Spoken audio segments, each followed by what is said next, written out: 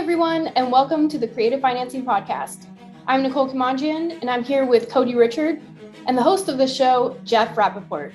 This is episode 208, and it's the last part of our four-part series, part 4 of creating true passive income through notes. While listening to this podcast, if you guys have any questions, please head over to our Facebook group, the Creative Financing Podcast. If you're not part of the community already, just head over to Facebook and search the Creative Financing Podcast and ask to join.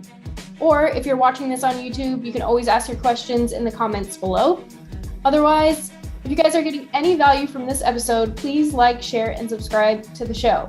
It lets us know that you're enjoying the content and learning, and it really motivates us to continue creating episodes for you guys. We also want your feedback, so wherever you're listening, please rate and review us. So we went through an example. Cody, actually, I put Cody on the spot. Cody came up with a good offer on a condo, which most people are not interested in. And what we're going to do on this episode is I will show you my offer, and then we will analyze both of them based on what we think we can sell them for and what that would mean to us. So real quickly, what you see on the whiteboard is the property information on the far left. That was our example, 2-bed, 1.5 bath, worth about $190, $30,000 owed, payment of $410, and then in fair condition, rents would be $11 to $11.50, and they were asking $170,000. And then what we did is we broke out all the expenses. We looked at the income. That kind of leaves us with, it's not really a true NOI, but what we use in terms of income type properties. And that leaves us with $9,133, which doesn't really work rental wise here, but kind of helps us determine where to go with this. And what we decided is that, hey, if our exit strategy is to sell to an owner occupant, so sell to someone that's going to live in the property, we can eliminate all of those expenses. And now we have some money to work with and create some passive income, which is the name of the game and exactly what we're trying to accomplish on these this series of podcast episodes. So, all right. So Cody, here's your offer: $173,000, $15K down, $687 a month payment, 3.25% interest over 30 years, 7-year balloon, and a balloon of about 133. Correct?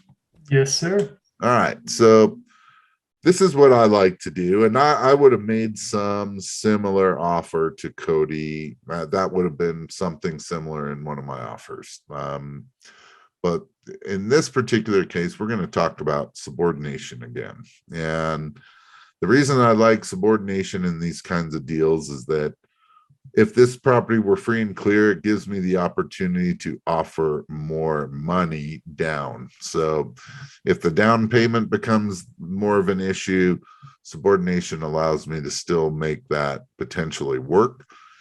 When there's small amounts owed, that we're able to get rid of that loan. So no potential due on sale clause. And in Cody's example, when we tried to figure out what the seller would get, the seller is grossing that amount, right? Because even though they're bringing in $687 a month, they're paying out $3 something a month, and so they're not netting that. On the one that I'm going to create, there'll be no underlying loan that the seller is responsible for. So we'll be able to figure out more of a net. Okay. So I came in at a purchase price of $175.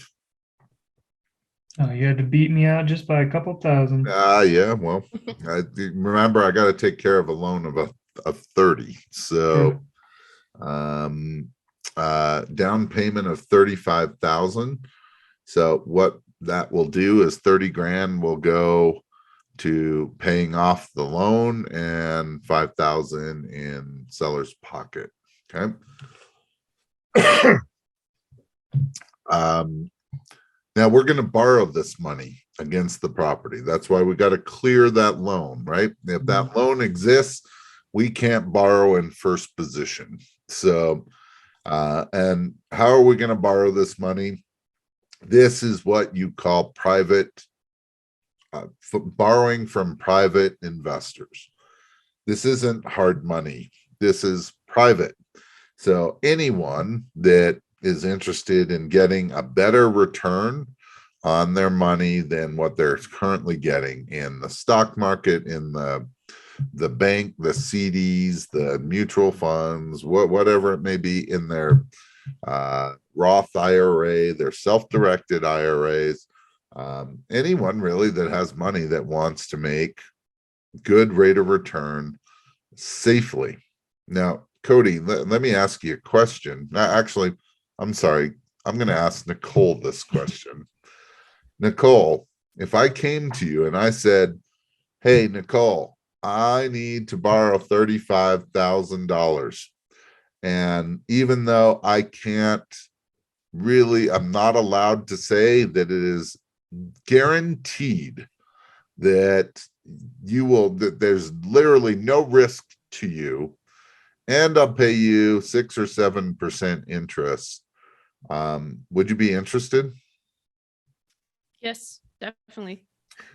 So how can I really make that offer?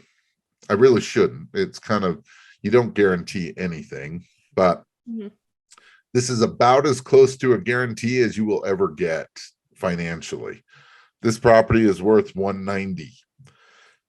You were borrowing $35,000 and you are secured in first position. That means any other debt gets paid after you do.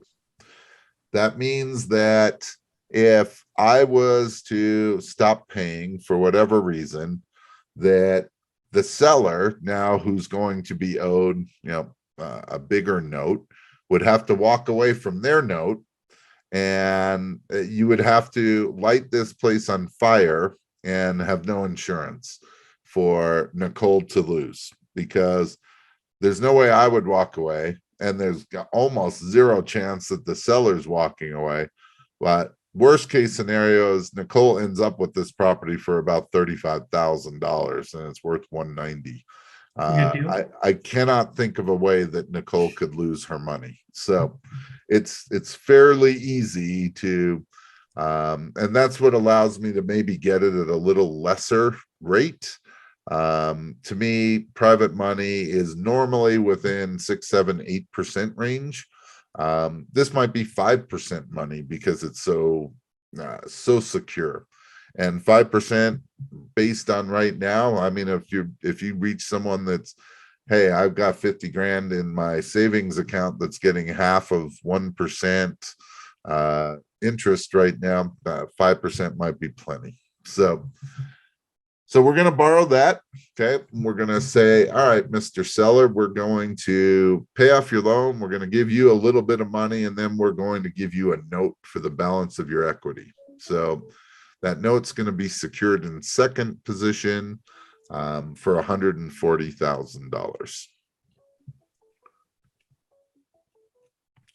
What we're going to do is we're going to make payments to you of $525 a month.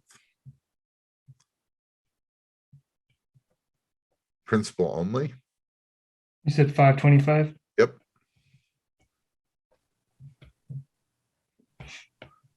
So this is an actual net amount that the seller gets every single month, right? So seller no longer has any obligation that has to be met with this property. And we'll start netting $525 a month. Okay, for 60 months. Okay. Okay, the 60 months. So when we figure out our balloon, 60 times 500 is 30,000. Oh, I'm sorry. It was 525. Yeah. So it comes out to be 108,500 is the balloon. Okay, so at the end of 5 years, just so everyone understands this, you will owe 108,500 to the seller and $35,000 to the private lender. So you'll owe 143,500. Okay, because the 35,000 were, and you can pay. Private lending is whatever you work out, right? It's pretty simple. If you want to pay them more, you pay them more. You want to pay them less, then offer them less. You want to pay them principal only. That's what I do. Is I just pay them principal only payments. That helps keep my payment low and my cash flow high. And then at the end, pay you off your principal amount. So if we look at what 35,000 at, let's say 0.07 divided by 12, so it's like 205. Okay, so we're making a payment of about 725. That's interest only. Yeah, that 205 would be interest only. Yep. Okay. So the reason that I like to do a lot more principal only payments on subordination is that the first mortgage doesn't pay down, right? So what I'm trying to do is get this loan to pay down so that, hey, at the end of whatever the term is that we agreed to, that one, we're certainly below where we can refinance easily, or we can sell and, no matter what's really happened with the market, that we still have equity. Okay. So Jeff, I have a question. Yeah, actually. go ahead. So the interest only is kind of confusing me a little bit. So, so you're borrowing that 35,000, and only paying interest on it. Yep. From a private money lender. Yep. So how do you ever pay that off? Really? At the end of the balloon. So in 5 years. So after 60 months, okay, then you pay that. Yeah. So that's the longest it can go. Okay. If my buyer decides to sell the property and get it cashed out or refinance sooner, then they get paid back. So what I'd probably do is say, look, I want to borrow $35,000 and I'll pay you 7% interest of 205 a month. And I'll guarantee you a minimum of 3 months and a maximum of 60 months, at which time, whenever the time is up, or the property gets sold or refinance, you're paid back your principal balance. Okay. Does that make sense? Yeah, I guess I'm just more questioning why I would ever want to pay interest only, but. So Why just would to make I? sure you get as much cash flow as possible. Yeah. Okay. So one, it's easy to calculate and it's easy for both parties. So when I say both parties, that's me and the private investor. So the private investor knows, hey, whether it's every month or every quarter, I'm getting a check for this amount of money. And when they have to think how much money is still owed to me, they know it's $35,000, right? It's the amount that they put up. So that's why. Otherwise, let's say that you looked at 35,000 at, let's say, 7%, and let's say it's only amortized over 60 months. So your payment is 1188. That doesn't work for me.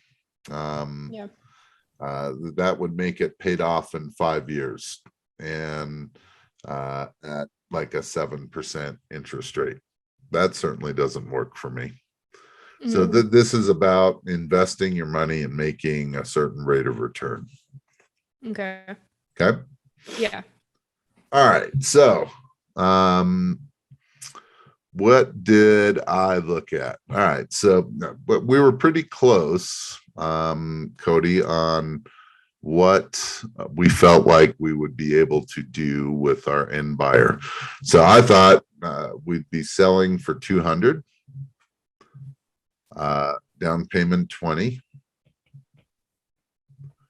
I would get an interest rate of 6.5%. So I'm thinking I can get a little more. An $1,137 a month principal and interest payment.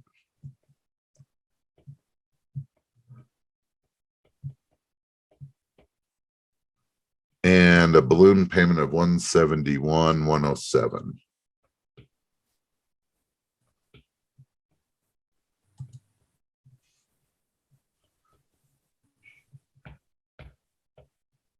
Gotcha. Okay, so let's look at Cody. Let's look at your deal and let's see how this works out. So you are collecting $6,000 up front. So you get 6,000 minus, any kind of closing costs that you had to pay for. And you get $6K that you get to put in your pocket up front. Okay, every month you are collecting $1,103 and you are paying out $687. You are making $416 a month. And that's because buyers paying all the other expenses, right? So you're only worried about your principal and interest payment that you're collecting and only worried about the principal and interest payment that you are making. So 416, if this went to the term times 84 would make you almost $35,000, 34,944. And at the end, you have 164,936 minus around 133,000. You'll make about $32,000 at the end. So that's $73,000 total on a property you paid $173 for that's worth $190. Yeah, that's eye-opening. Yeah, and strictly passive, right? You don't have anything to do with this property. Once you find the buyer and have your closing, you are done. All the rest of that money is 100% passive. All right, so let's look at mine. They're going to be similar, except mine's over a shorter period of time. So we're going to get $20,000 down. I get all of that because I didn't have any money to put down.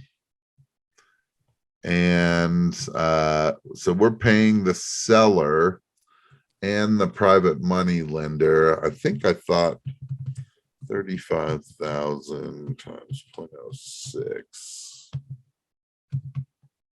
Yeah, so I put it at 6%, and I truly believe I can get that on that kind of investment. Super. And how much was that payment at 6%? 175. So I'm paying a total of $700 a month, and I'm collecting 1137, so $437.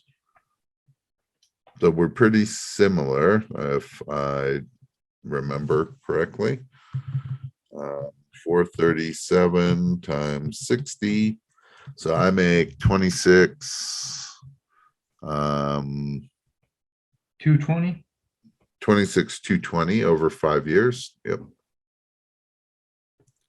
And your ending is about the same as well. Yeah, so my balloon is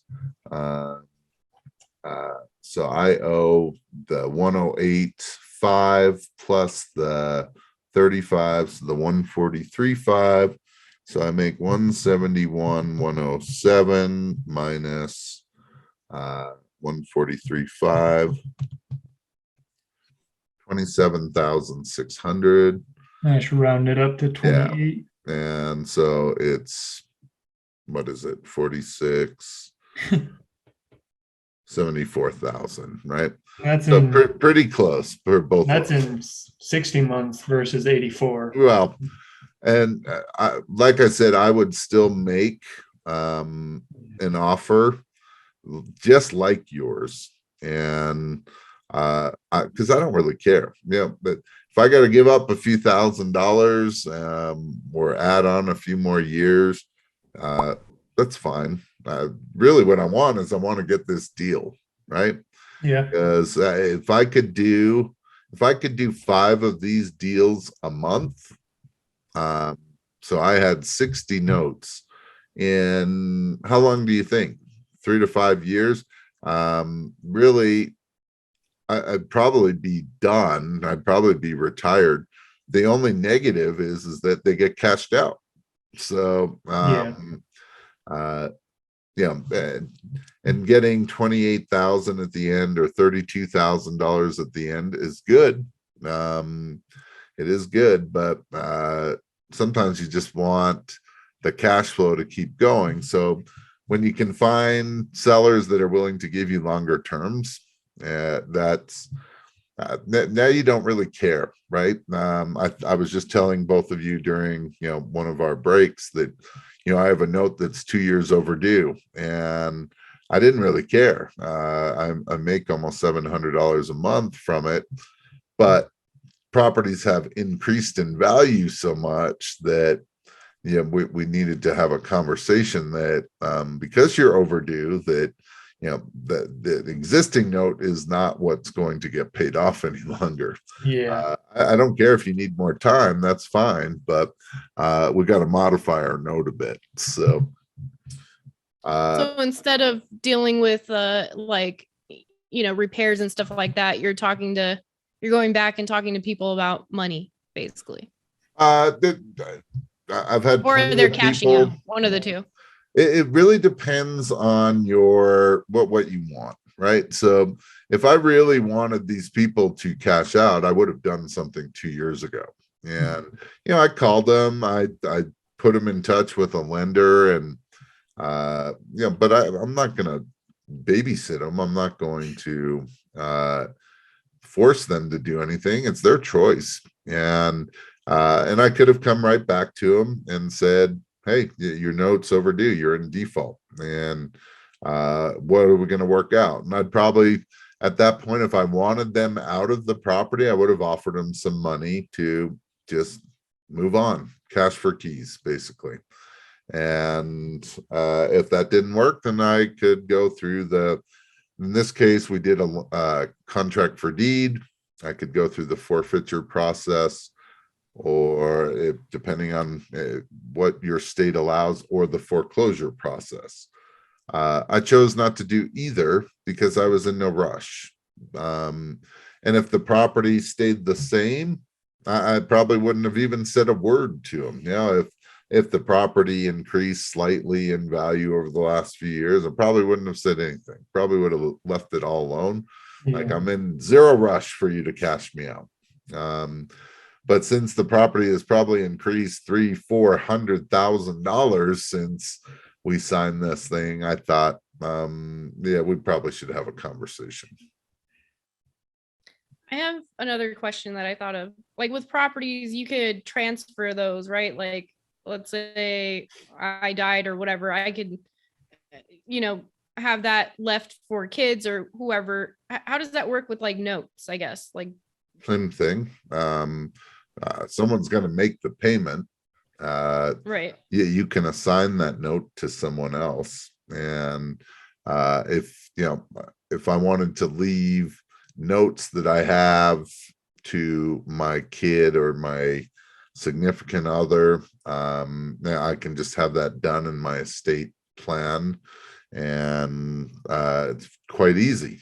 That's one of the selling points to older sellers that say, well, I'm not going to live long enough to wait and get all that money. And it's like, do you need that money? Is there something that you wanted to spend it on? What are you going to do with it? And a lot of times they say, I'm going to leave it to my family. And it's like, well, if you're leaving it to your kids, it doesn't matter who you're leaving it to, but especially, teenage kids, younger adults, do you really want to leave them a lump sum where they could go blow it and be gone and it's all gone in a few months? Or would you rather kind of have a forced savings plan where that they get enough money each month, and it's now a supplement rather than a lump sum. Okay, so it works the same. Yeah, that it does. All right, so one, what did you think? I mean, that condo was not much of a deal, was it? No, I agree. Do you think there's much competition for that deal? None, right? Zero. Just the listeners of this episode. Yeah, well, right. So no one's calling this guy and saying, "Hey, I got 3 offers that I'm contemplating." I'd be like, "Wait, what?" So those are my kinds of leads that they kind of fly under the radar. No one's really looking at them, and unless you're in a super hot market where condos are flying off the market too, that sometimes they're willing to take a little bit of a discount. In this case, he was, or he just wasn't as totally educated on the market, but these deals exist, right? Even in hot markets, and nothing super special about this, but ended up getting you over a $400 a month cash flow and a $70,000 profit over a few years. So these deals are great, and if you fill up your pipeline with these kinds of deals, truly passive income. It's always just nice to keep adding stuff to the toolkit, because there's so many properties you come across that have unique situations with the owners. Right. And just having this in there just allows you to close on more deals. That's right. Yep. All right, so let's wrap this up. This will wrap the series up. Hopefully you liked it and got something out of it. And any last words from either of the two of you? Questions? Nope. Nothing from me. If you're looking to learn more about this, check into our resources. You can find them in the show notes or in our links.